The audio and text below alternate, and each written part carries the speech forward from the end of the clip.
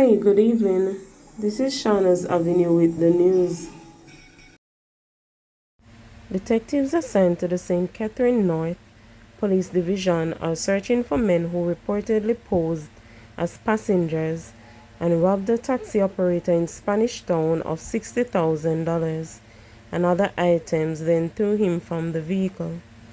The police say about 10:50 p.m. on Saturday, the taxi operator was driving his motor car along Morrison Street in Spanish Town when two men signaled him to stop.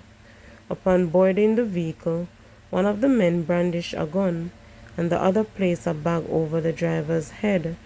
The men took control of the vehicle and later threw the driver into a canal along a section of St. John's Road.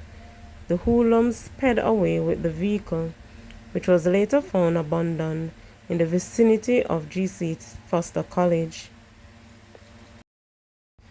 A 29-year-old man who turned himself in after being listed as wanted by the police has been charged with the murder and other serious offenses. Ashwin Mackenzie turned himself in at the Halfway Tree police station on Wednesday in the company of his attorney. He was interviewed on Saturday and was later charged with conspiracy to murder, possession of a prohibited weapon, and use of a firearm to commit a felony. Investigators say on August 11, 2023, Cedric Thompson, a 32-year-old laborer of Church Street in Fletcher's Land, Kingston, was killed in his community by three armed men. Investigators later established Mackenzie as a suspect, along with Calvin Simon and a third man who is now deceased. The police are appealing to Simon to also turn himself in at any police station.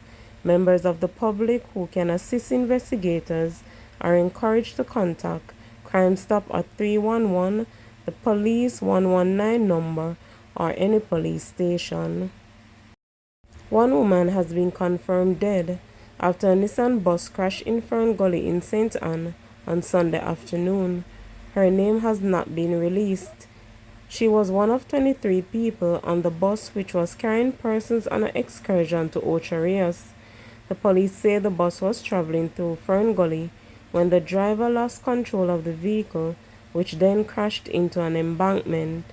The police, in confirming the incident, have again appealed to motorists to exercise extreme care on the roads, especially during the holiday period. Police are probing a suspected case of drowning involving a teenager in the upscale community of Ingleside in Mandeville on Thursday. Police named the deceased as Zachary Bryan, 16, a resident of Hatfield District in Manchester. Bryan reportedly attended Bel-Air High School in Mandeville. The police report said about 3:30 p.m., Bryan, along with other students, was at a sporting complex in Ingleside when he jumped into a pool, got into difficulty, and drowned. The police were called to the scene and the body removed to the morgue. 26-year-old farmer of McNee St. Anne has been charged with the murder of his 45-year-old uncle. He is Nicholas Thompson, otherwise called Gabba. Dead is Tyrone Brown, otherwise called Paul, also a farmer of Cowley District in the parish. Reports are that about 6:30 a.m. on Tuesday, March 26, Thompson visited his uncle on his farm in Cowley District, where he allegedly used a machete to chop Brown several times. The police were alerted, and on their arrival, Brown was seen with multiple chop wounds. He was taken to the hospital where he was pronounced dead. An investigation was carried out and Thompson was arrested.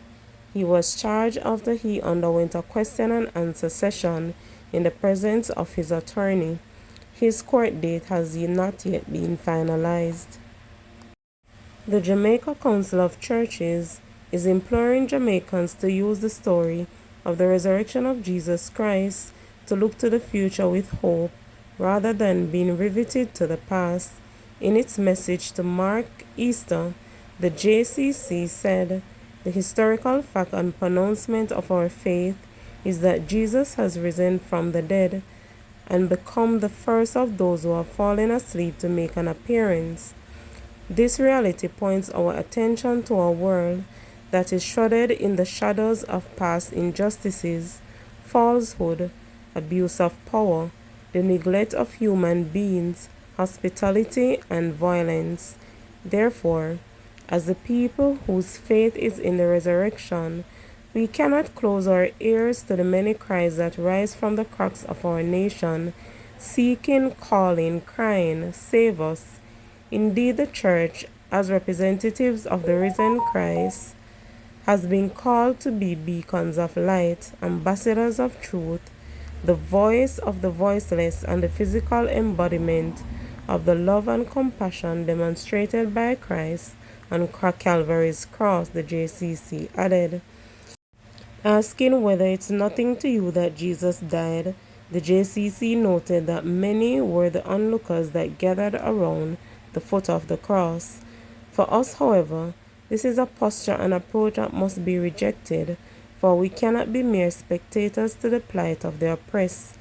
Ours is a call to righteous actions, truth-telling, and holy living in nation building. The JCC said the resurrection of Christ is not merely a historical event, but a timeless message of hope and transformation which calls us to be advocates for peace and to build communities. So this Easter Sunday, let us proclaim hope and pursue holiness with the knowledge that the seeds we sow today through our words and actions will profoundly impact the destiny of generations to come. May we together join hands across this nation and be integral instruments of God's grace and presence as we seek to build Jamaica, land we love.